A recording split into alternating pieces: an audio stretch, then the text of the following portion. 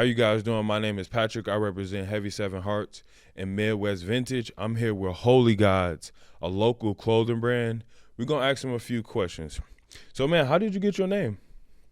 Far as Holy Gods, Yep. man, me and my friend was brainstorming, and she thought that I said Holy Gods, but I originally had said Soul Gods for a shoe brand that I wanted to do, far as with the clothes, because at one point I was a reseller for shoes.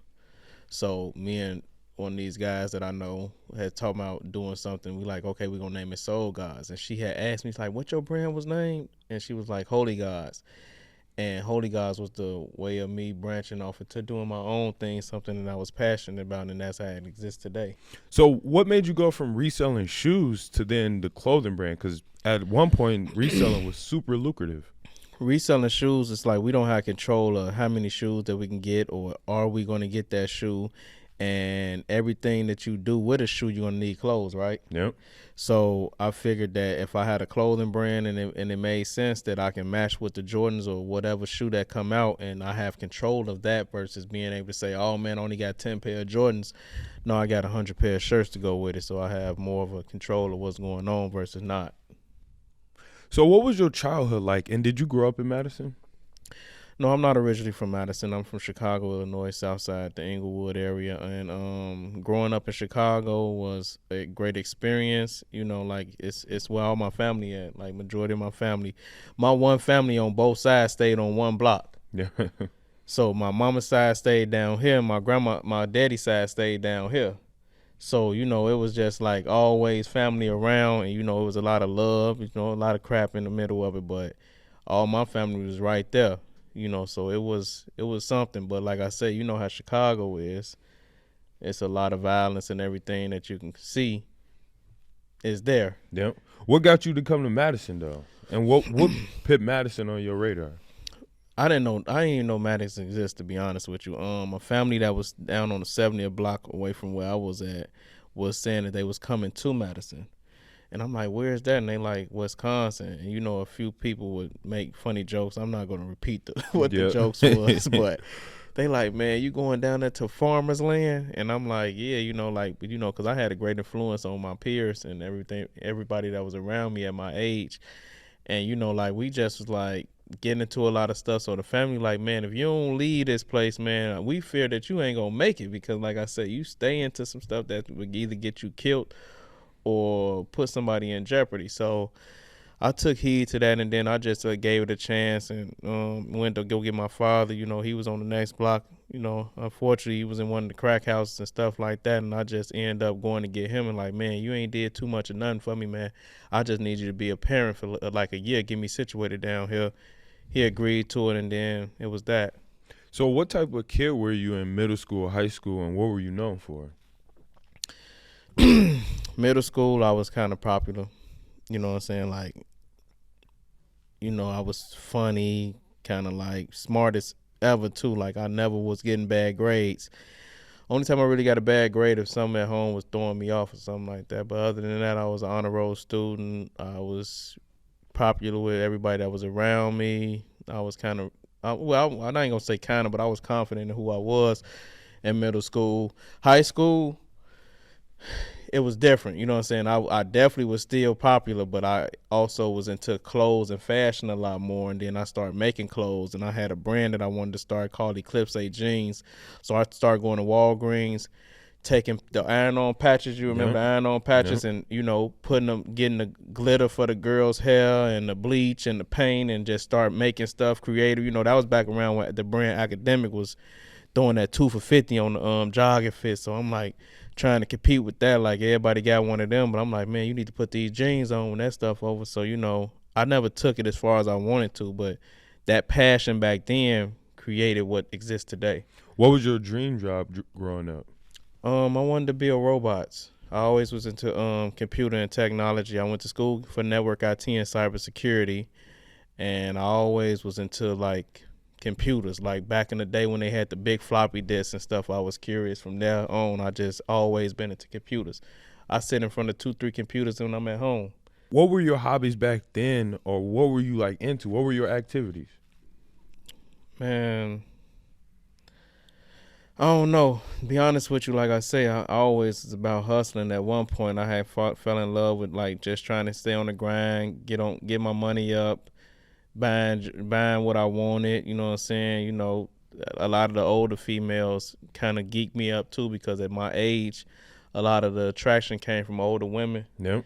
And you know, I'm a teenager, so you know, we love that type of attention at that time. So you know, I end up, you know, being in the streets, hustling, grinding, however I needed to, whatever it was that I was doing, or whatever the case might be. And that was just what I had, how I moved every day. What did you learn from the streets that you can apply to life now? Business, trust, loyalty, structure, and how to create systems. And marketing was one of the things that I best led because we all be standing on one block, but what makes you different? Yep. Quality, marketing, you know what I'm saying, but quality over everything. And you know, that's why I take quality serious in my business today, because if the quality is great on just a plain t-shirt, just that feel of quality alone would sell that t-shirt. Kind of piggybacking off that, a lot of people would discredit someone that's been like been in jail or like just had to go through that system. But I think some of those people are like the most intelligent people. And like, when you went to that institution, were you able to learn any skills or anything that you were like, man, all right, I went to jail, I'm not gonna take this as a loss, I'm actually gain something from this? I read over 150 books over a period of time of 7 years, and like a lot of the people you'll see on the TV screens or the ganglands and stuff like that, I sat in them same rooms with them people. So I was learning, either I learned what not to do or I learned what to do to better my life, but they never gave me information on far as going back out here to do negative. It was always like about us as a people. And you know, through the narrative that the news and all the people put out there, you know, they took away from our original narrative was to protect each other and build with each other and grow as one, because a lot was taken from us throughout time. Yep. You know, so I've learned things that you can't get in college. So my quality of education is different than most that go to school. But Yep. like I say, granted, we all have flaws. A lot of information, some of I took in and some of I might have forgot it, or some of it just didn't stick well. But, you know, reading those books and having a passion for reading and learning always keep me consistent in today's whatever's going on today. So would you say that is your biggest influence, as being like, were you using those life lessons and things like that to kind of help you now, as being like, if you get a college degree, you may not be street savvy to be able to get through a tough time? I think in business, being in business and being in the streets, you learn two different things. When you come from the streets, you learn a lot, because like I say, without that, you get ate up in the real business world, because it's a lot more than people think. And you know, all business ain't good business, but you're led to believe the trust in business when it's done professionally or legally. But legally, what's legally?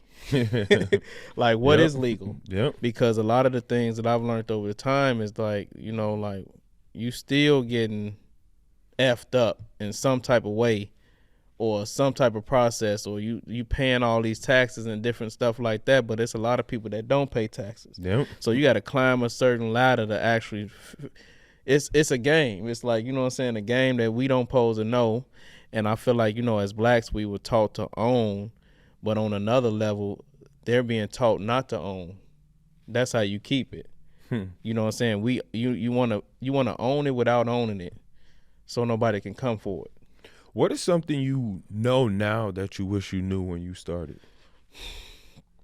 Started Holy Gods, or Yeah, just starting your brand and just as a man.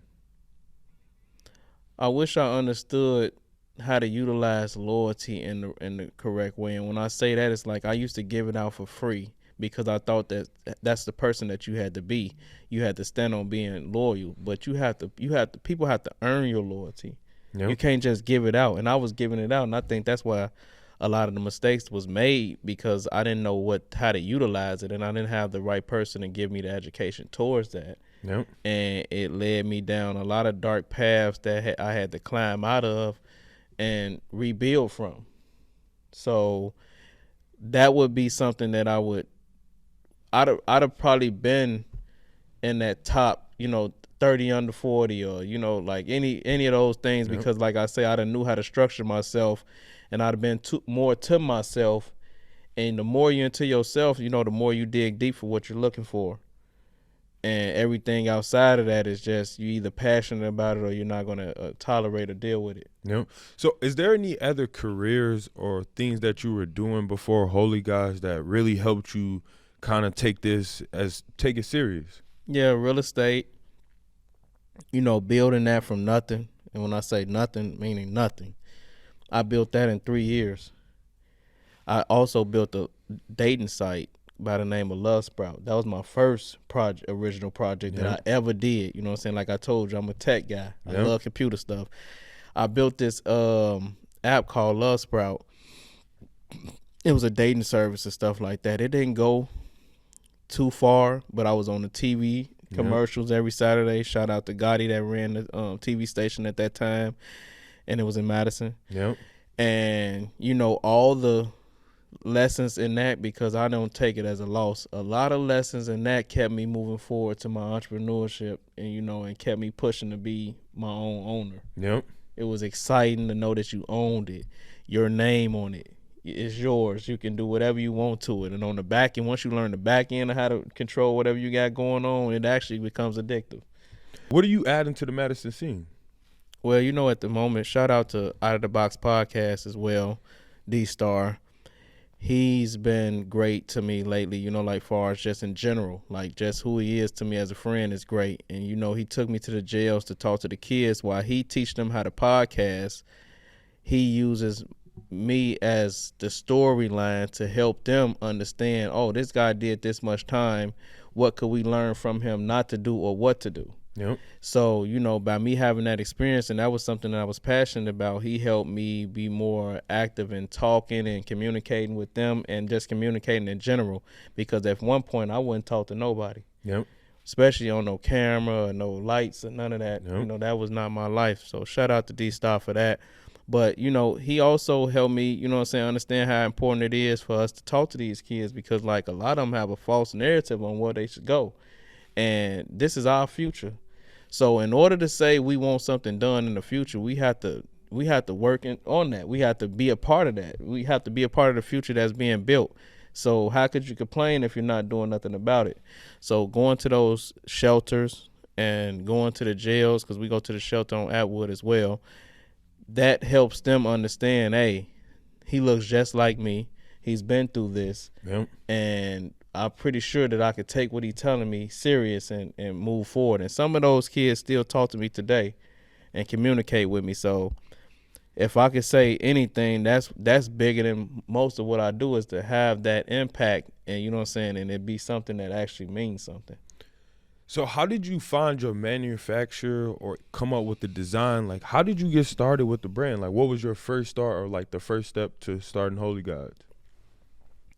Research, studying, and understanding how to go about it, taking notes, making sure all the different notes, because you can't just study in one area. You have to take all of it, put it in a mixed bowl, and make sure it measure up and add up right when you get the information, because you can get easily scammed dealing with manufacturers overseas. They don't owe you no loyalty. Yep. Not at that moment of you doing your first deal with them.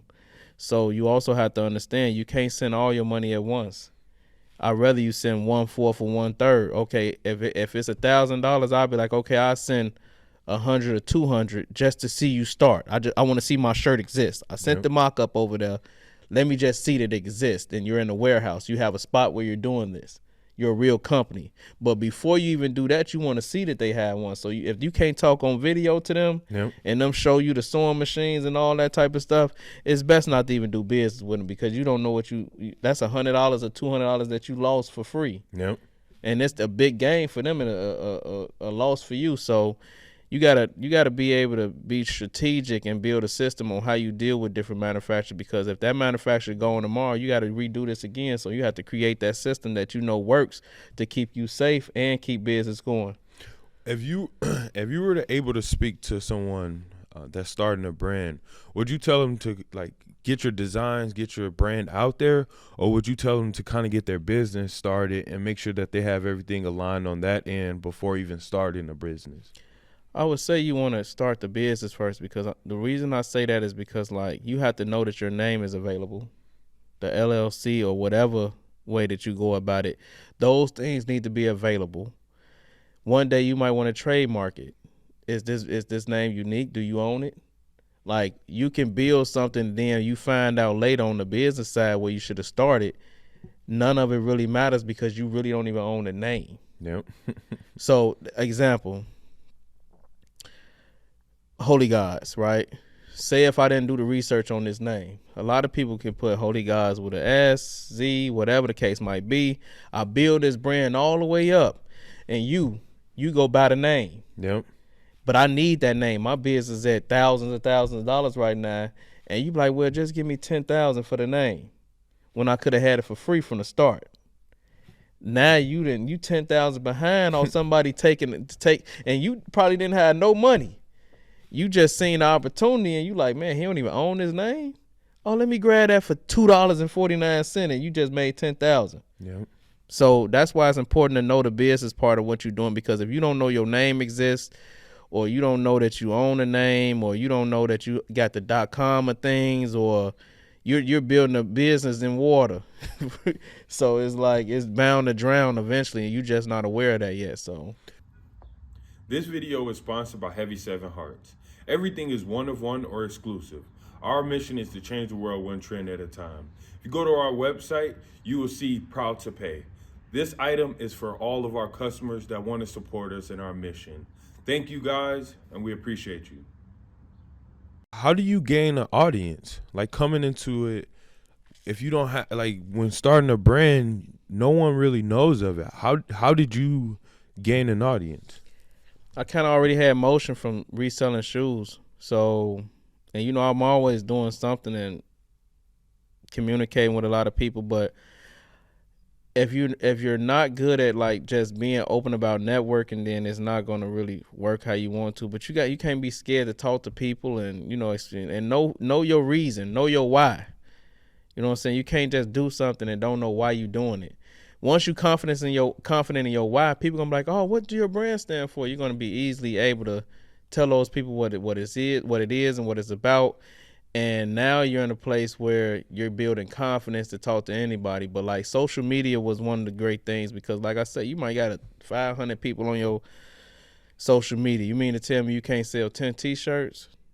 You know what I'm saying? Like just. But how did you know that the designs or that your brand was gonna hit? Like what gave you that confidence? Because what if you invest all this money, you got 10,000 followers, 10,000 people and you put out a design and nobody buys it? That goes back to you asking me about like far as basically me, right? Streets and business. I'm confident in who I am, and my marketing is somewhat whatever it needs to be. Yep. I'm not afraid to put myself out there and take a risk. I done took risks and take loss that, you know what I'm saying? Like at this point, it becomes a part of the game where, some things might work and some might don't work for you the best you want it to be. But at the end of the day, you have to be confident in what you're putting out there. If you're not confident and you don't believe in it, nobody else is. The aura that you get off, the energy that you give off, going to explain how serious it is towards as far as the passion that you have in what you're doing. I take Holy Gods very serious. It don't matter if a person say they don't like it or that design sucks. If I believe in it, I'm pushing it, and it's going to work.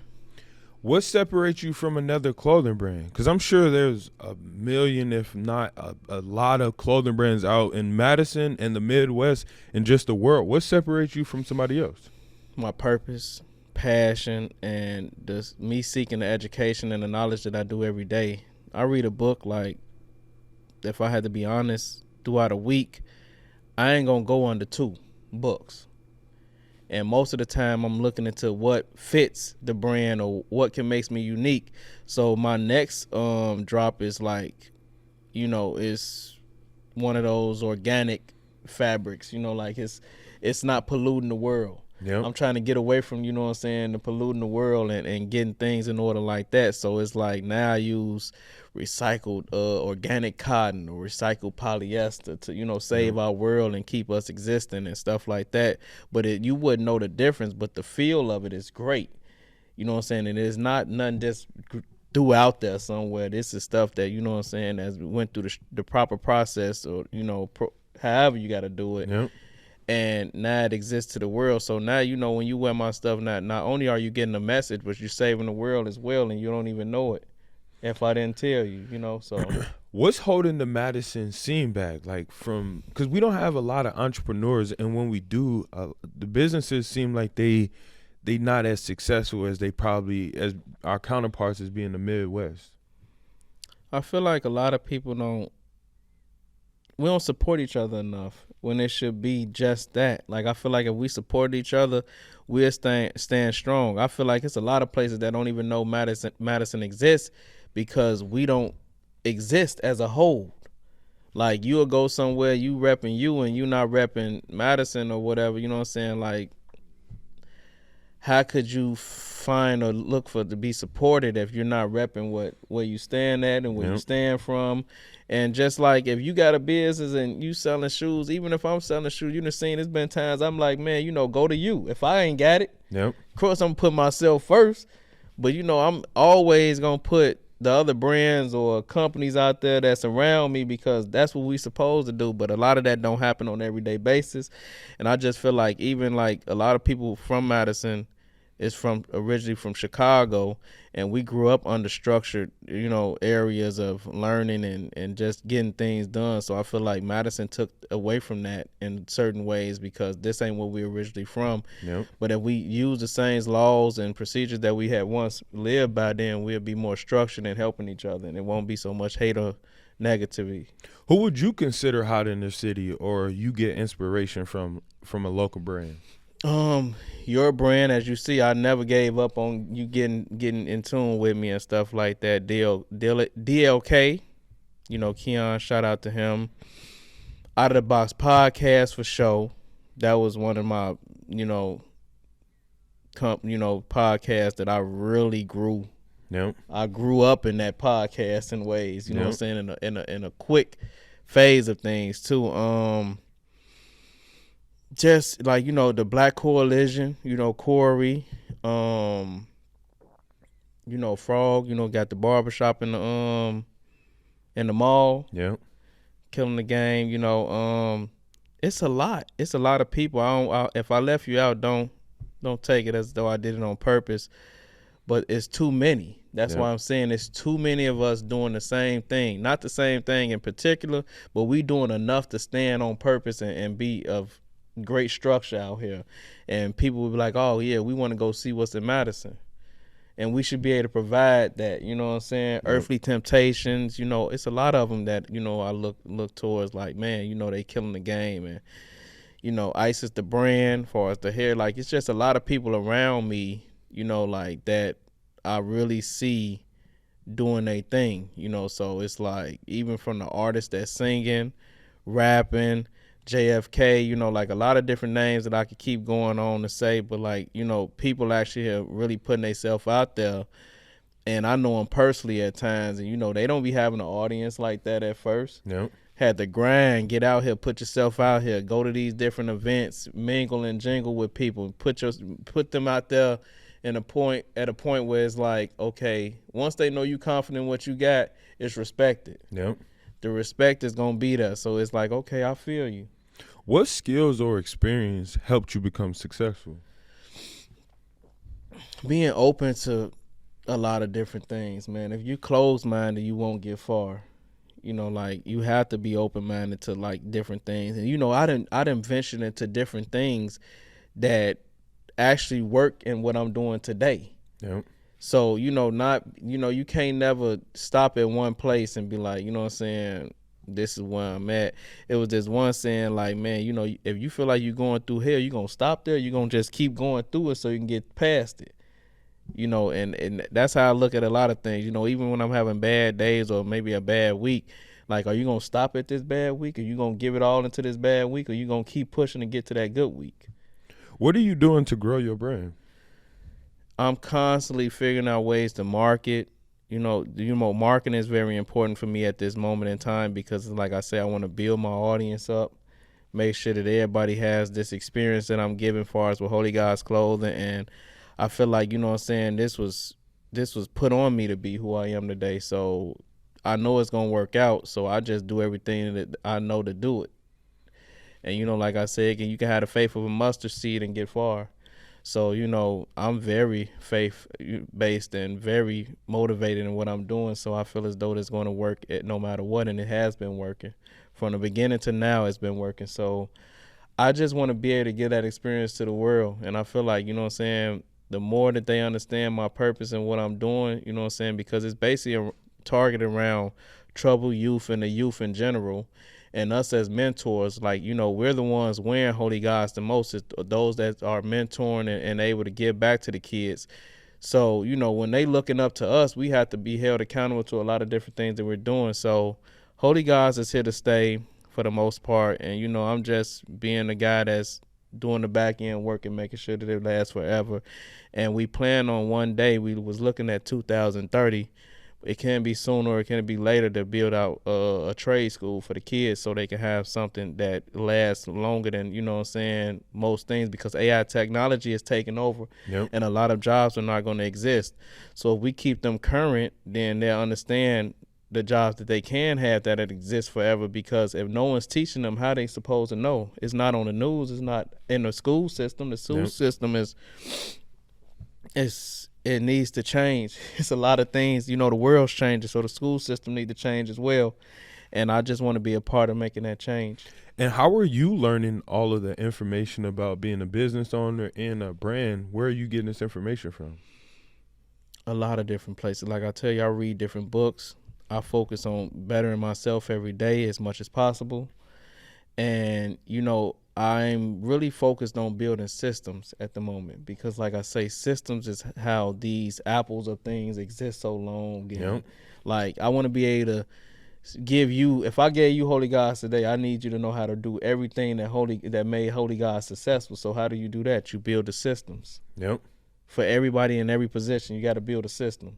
So that's my most focused area right now, and it's like that's what's going to keep you going later on. Even when you're gone, hopefully it's no time soon. Yep. But you want your brand and your name and to live longer than you and continue to grow. But how do you do that? You have to create the systems while you're here. You're the author. You're the artist. Yep. So, yeah. What are some pros and cons of being an entrepreneur?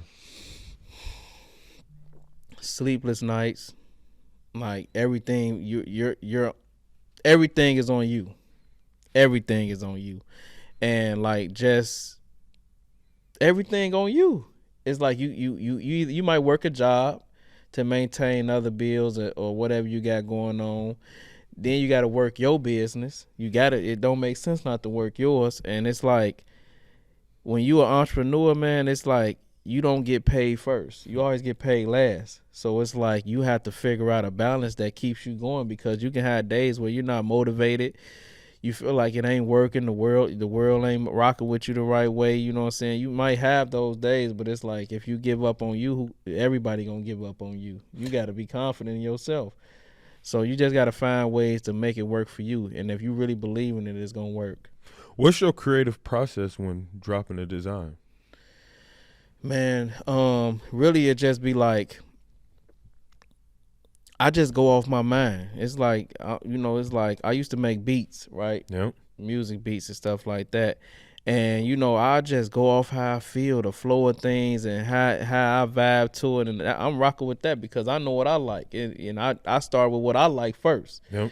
So, when I create a design, it just really be what I can see visually me wearing, because I always will wear clothes that a lot of people was like, man, you always got that on. And I'm like, yeah, But at that time, in the ignorance of things, I was buying a lot of designer. Like you spend 2,000-3,000 and only come out of there with 1 or 2 bags. Yeah. But when you in the clothing brand of things, you know what I'm saying, you learn how much you didn't learn. The same manufacturers I got is the same ones that you'll find Louis or somebody else make rocking with, and they got the proof that they rock with them. Yep. And then you like, man, you paid 3,000 for this, you know what I'm saying? But really, it should have only been this much. But you can't.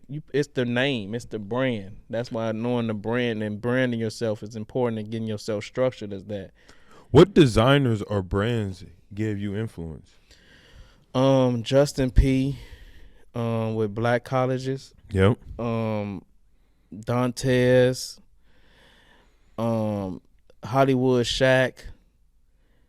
World Envision. Yep.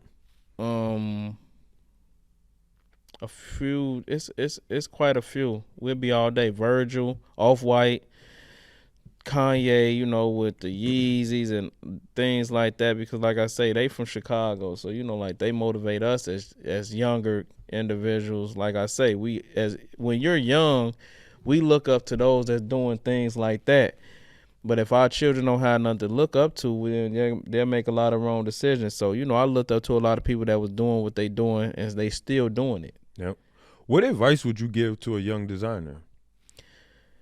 Take your time and understand what you're doing. Learn how to do it, and don't just take anybody information. Do your own research. You can't just take information that somebody giving you and just run with it. Then you're going to be upset with them, but really you should be upset with yourself for not doing your due diligence as far as finding out how to go about things. And if a person can't explain all the different ways to give you this information, then it's not best to just take that information and run with it. Do your own homework. Like me, when I explain things, I can give it to you 9 to 10 different ways. Yep. Versus that one way. So you'll know it's going to work. And I'll walk you through it. Is there any brands that you would like to collaborate with? Your brand for sure. It's a few, man. You just caught me off guard with that one though. But and none of them is famous brands though. Like I don't like that's cool and all, but I want to rock with what I like. Yep. You know what I'm saying? Like, I can't get the name, man. It was like one of them, it's a female. Her stuff is like Madness or something. And it's just so many, bro, that you'll see. All you got to do is follow me on Instagram, Holy Gods with a double Z, or Holy Gods on Facebook, or Holy Gods with 3 Z's on TikTok. You know what I'm saying? And you'll see, like, a lot of what I'm trying to do and who I'm trying to collab with. But right now, it's just too many because I write a lot of things in my notes. What's your reason why? The collaboration with these brands? No, just your why for the brand.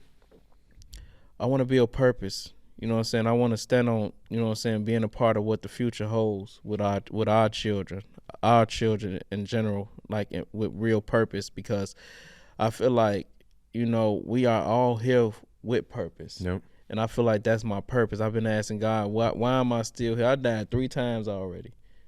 Car accident, shootout type stuff, and just all types of different stuff I done went through. And it's like, why am I still here? Even through the ignorance of things, I'm still here. So I feel like far as like, in order for our future to hold any relevancy, we have to be a part of that, because we went through and understand everything better than they would. Yep.